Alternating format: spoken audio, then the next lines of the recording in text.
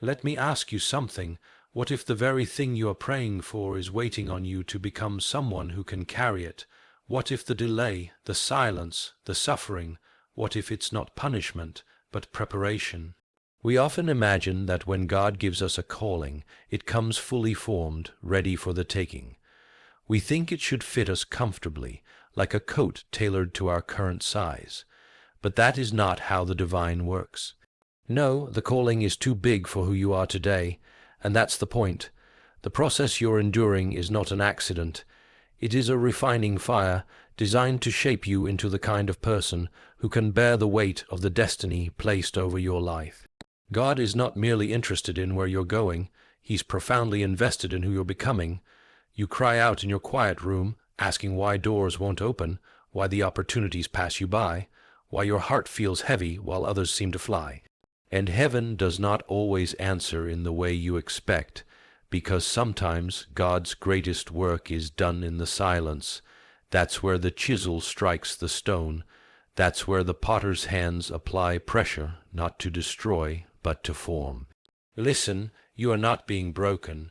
You are being built into someone that can withstand storms, built into someone that won't crumble under applause or collapse beneath pressure.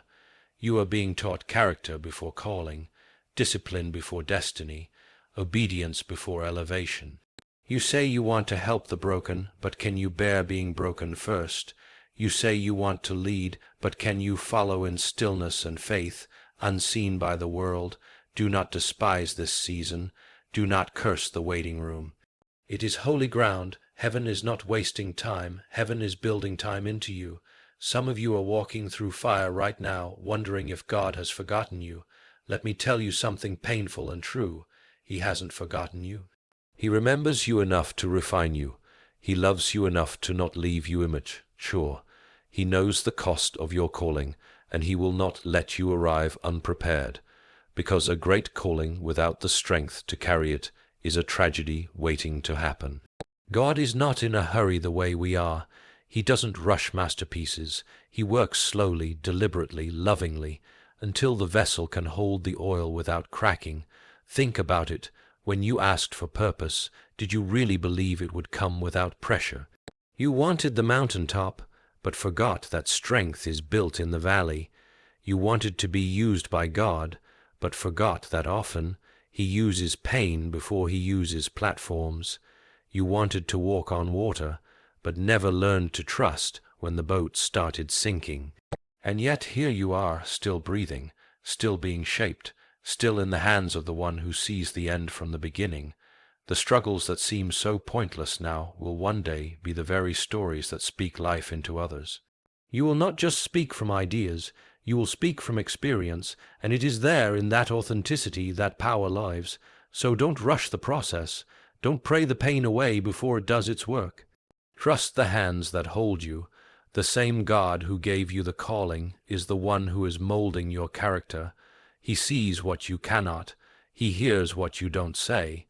He knows the exact moment when you'll be ready. And when that day comes, the doors will open, not because you forced them, but because you were formed for them. You are not forgotten. You are being forged. Let that truth anchor you when it hurts. Let it remind you, God is molding you into the person your calling requires. Spiritual formation through struggle. When we think of spiritual growth, we often imagine peaceful moments of prayer, quiet reflection, or worship in a safe place. But in reality, God's most transformative work often occurs in the furnace of adversity. Struggle is not a disruption of your calling.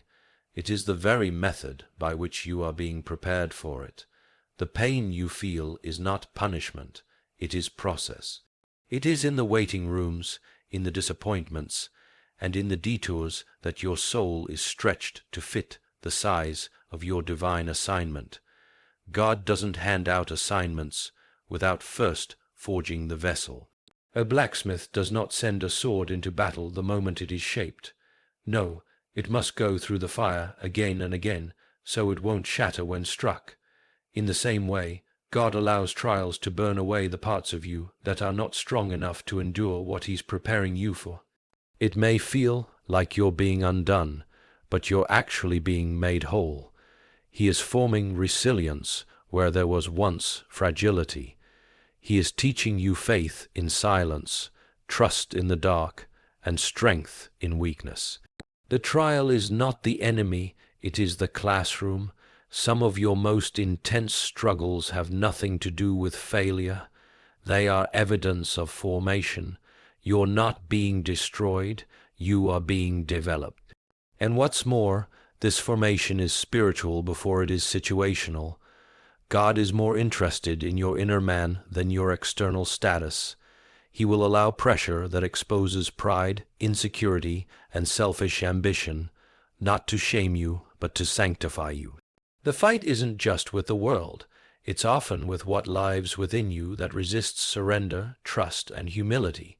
And so the struggle deepens, not because he is cruel, but because he is crafting something real. God cannot place you in a position of influence if your character would collapse under it.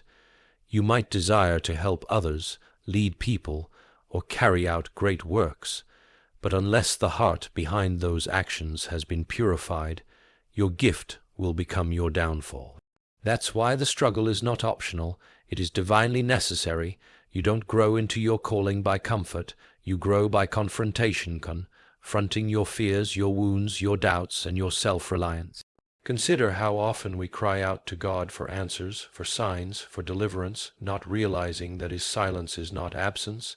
It is intention. In the silence, the soul becomes sensitive. You begin to recognize the distractions. You begin to shed false identities. You begin to hear a voice beneath all voices. It is in the struggle that you learn to discern. It is there you learn to lean not on your own understanding, but on every word that proceeds from the mouth of God. You begin to live by faith, not feelings, and faith refined through suffering is a faith that cannot be faked. There's a kind of maturity that doesn't come through books or sermons. It only comes through brokenness. It's what happens when all your usual sources of strength run dry, and you realize that you have nothing left but God, and you discover at last that he is enough. That moment of total surrender, that's where formation accelerates. That's where real transformation begins. This formation is not a one-time event. It's ongoing. You're not being shaped for a single victory. You're being shaped for sustained faithfulness. God's goal is not that you merely start well, but that you endure. That you remain upright when others collapse. That you don't just know Scripture. You live it when the pressure hits. That you don't just preach love, you walk in it when betrayal cuts deep. The struggle teaches you integrity in the dark, so you can walk with influence in the light. Many people want the crown, but few can carry the cross that comes with becoming, and yet the cross is where the calling begins. In your suffering, you are being made more like Christ, not just in image, but in endurance, in love, in long suffering, in obedience. You are being made someone who can carry weight without breaking, someone who can walk in purpose without pride, someone who can serve with power and yet remain humble. So, if you're in the struggle right now, understand this. You're in the middle of the molding. Don't rush it, don't resent it. Let it do its work, because the struggle is not the end of the story. It's the shaping of your soul for the story God is about to write through you. The calling is bigger than your current self. There is a sacred discomfort that comes when God places a calling on your life. It doesn't fit, not yet. It feels too large, too heavy, too far away to make sense in light of who you are now. But that tension is by design. You're not supposed to feel ready. That sense of insufficiency isn't there to crush you. It's there to pull you forward, because your calling isn't crafted for who you are today. It is shaped for the version of you that only emerges through growth, stretching, refinement, and faith. A calling is not a crown handed to the qualified.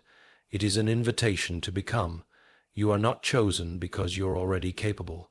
You're chosen so that God can make you capable. And this is where many people get stuck. They think the dream is too big. They believe the vision demands too much, but they forget You are not meant to rise to the calling by yourself. You are meant to be transformed in the process. God does not call the equipped. He equips the called. The discomfort you feel, that's the growing pain of destiny. It's the ache of a soul being expanded. There are traits you haven't yet developed. There are levels of patience, endurance, humility, and wisdom that your future role will demand from you. If God placed you in it right now, without that internal strength, the weight of the responsibility would crush you. So instead, He starts the work within. He puts you on a journey that at first feels unrelated to your purpose. But over time, the trials begin to make sense. The closed doors become training grounds. The rejections build resilience. The seasons of isolation cultivate depth. You are not being delayed. You are being developed. You may look at your life and wonder why you're facing such overwhelming challenges, even before the promise has arrived. But the truth is, these challenges are preparation, not punishment. Think of it this way. If your destiny is a mountain, then your current season is the climb that conditions your lungs to breathe at the summit.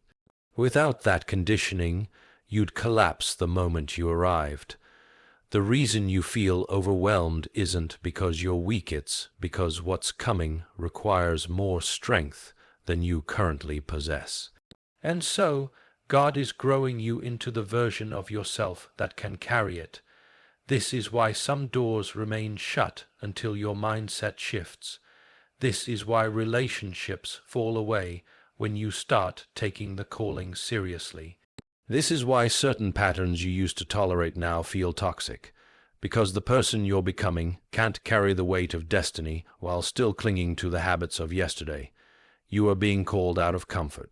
You are being called out of convenience. You are being invited into transformation, and transformation is not comfortable. It breaks the shell. It dismantles the illusion of control. It demands surrender.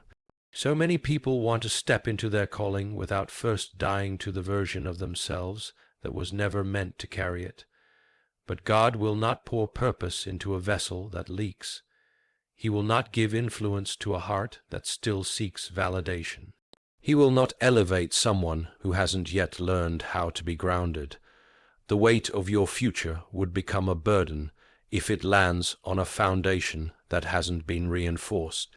What most people forget is that the calling is not just a task, it is a responsibility to represent God's nature in a broken world, and that requires more than skill. It requires character. It requires the ability to love when it's inconvenient, to lead when it's lonely, to stay rooted when the winds of public opinion blow hard. You are being shaped to withstand pressure, not to avoid it. You are being called to walk in purpose, not to perform it.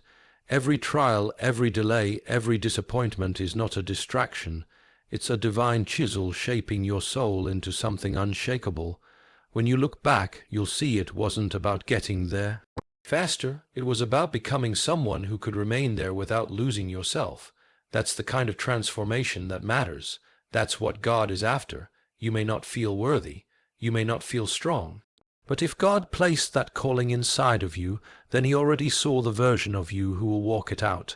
He sees the finished product while you're still in the raw material stage. He's not intimidated by your immaturity, your fear, or your failures.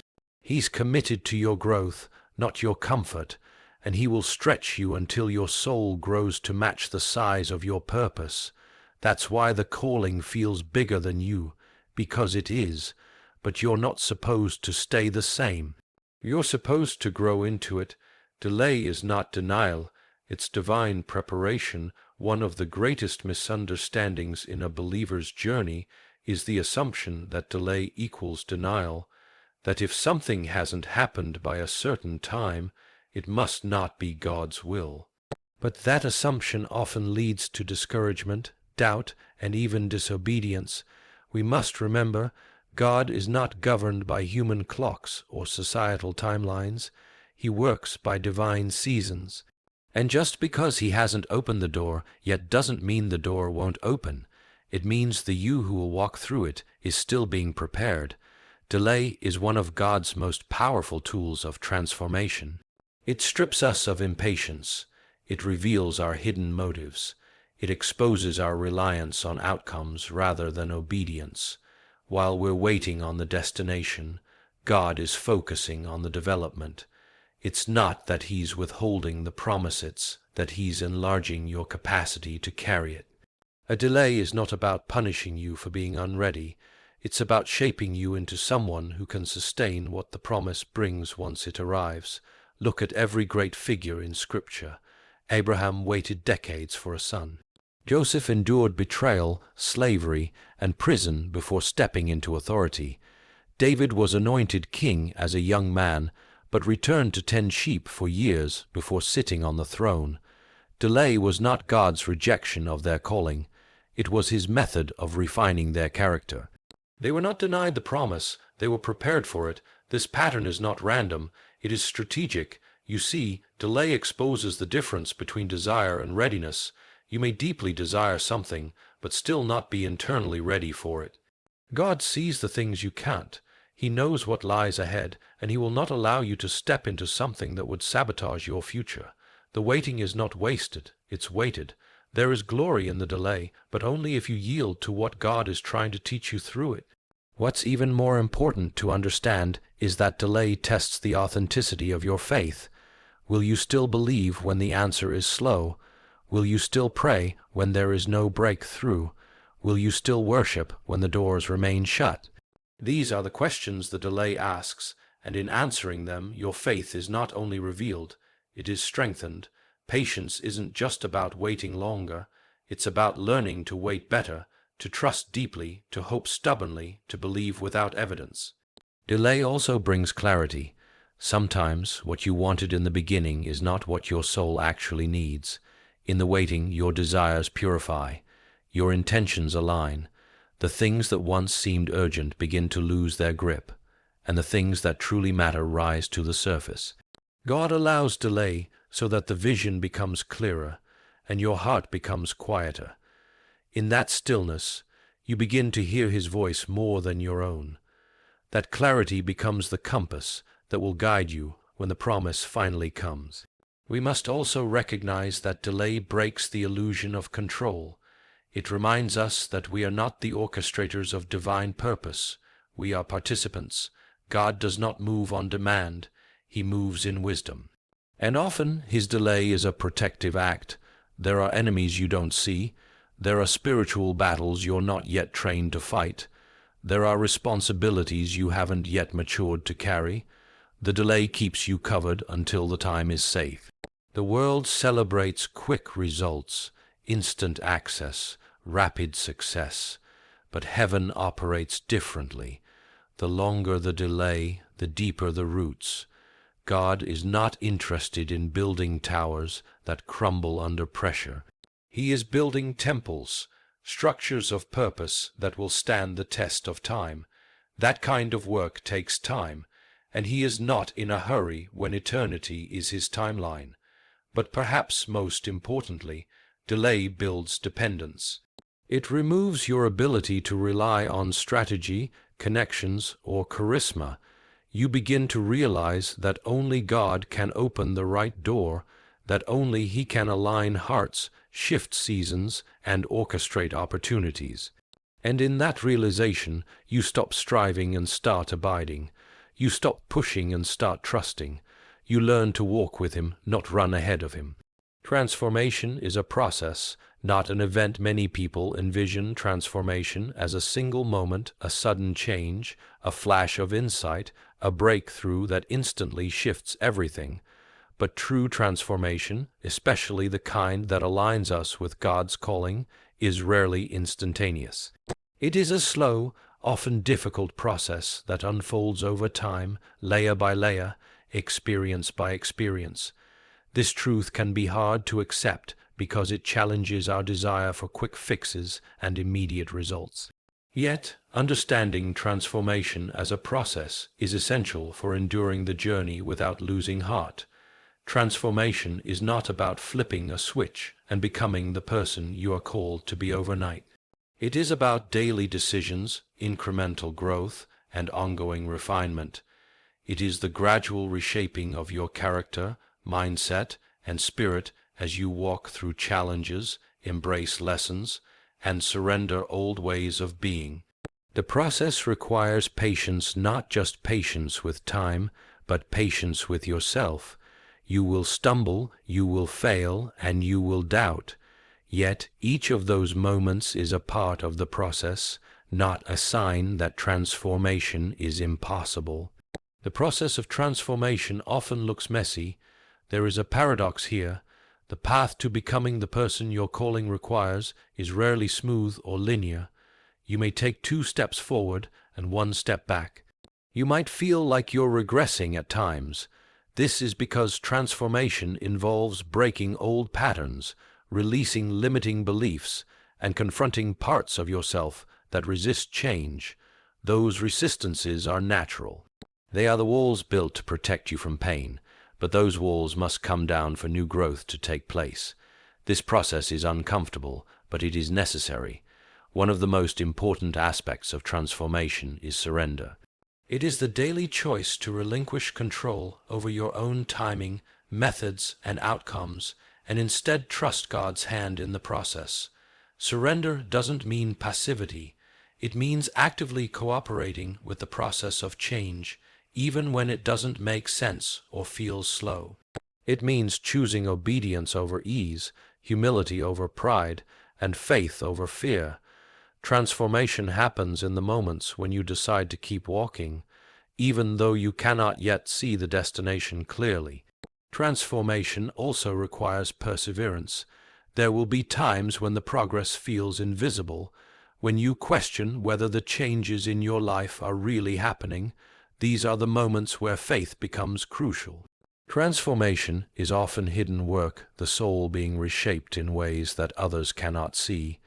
Just because the results aren't immediately apparent doesn't mean the change isn't real. Like a tree growing its roots deep beneath the soil, the work inside you is preparing for a future harvest. The process may be invisible, but it is powerful.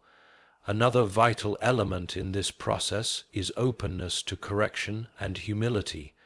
True transformation demands that you become teachable, willing to admit mistakes, accept guidance, and change course when necessary. It means that your ego cannot be the driver of your growth. The ego seeks quick victories and comfort.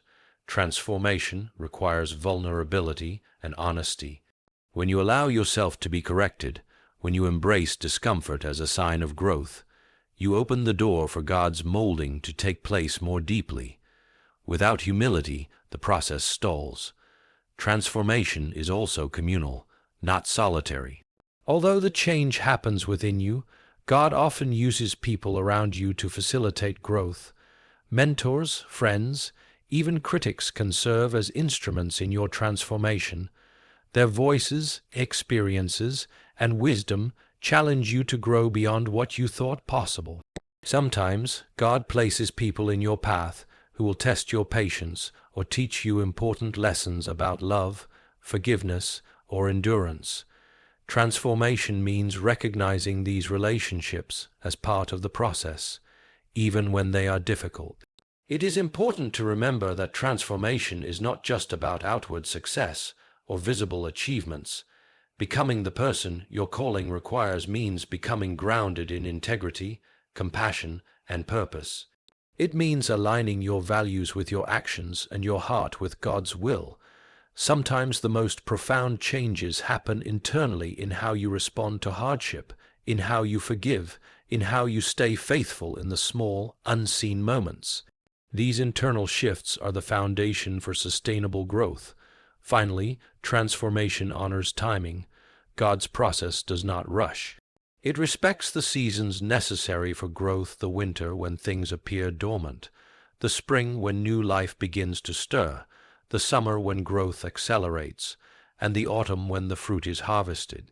Each season has its purpose, and pushing ahead too fast often leads to brokenness. Learning to embrace the rhythm of God's timing is part of the transformative process. Trusting that each phase is preparing you for the next cultivates peace amid uncertainty. Transformation, then, is a journey of faith and grace. It is about showing up every day, choosing growth over comfort, trusting the unseen, and surrendering to the divine sculptor who is shaping you. It demands courage to face the process honestly, persistence to endure the unknown, and humility to receive help along the way. The person your calling requires is not a distant ideal to be achieved at once, but a living reality emerging through the steady, patient work of transformation.